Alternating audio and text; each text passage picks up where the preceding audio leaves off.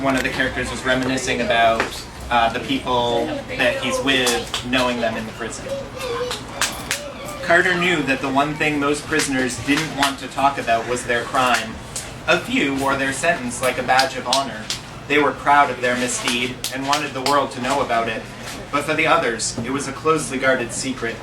It could be a mark of shame at best, and even a death sentence for those who committed the most atrocious crimes. But people talked. There wasn't much else for them to do. A few kept up on current events. They made sure stories spread through the prison.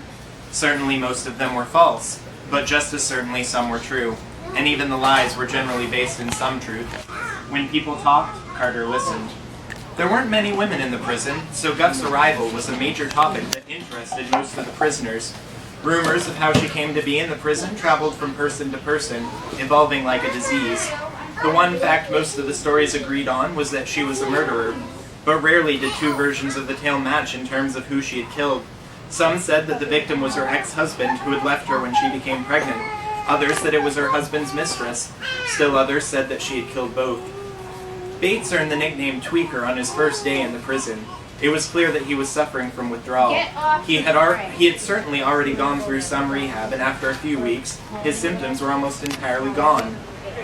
But he still bore marks on his arm and lines on his face as evidence of his past. The most consistent rumor was that he had been charged with robbing banks. There also seemed to be consensus that the last robbery had gone wrong, that a few people had been killed. Some said that Bates had been the shooter. Others said that he had been caught because he stayed behind trying to save the victims.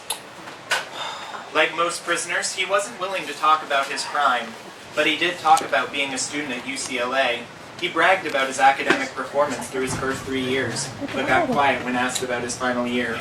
Carter didn't want to pry. Curiosity was often met with the same.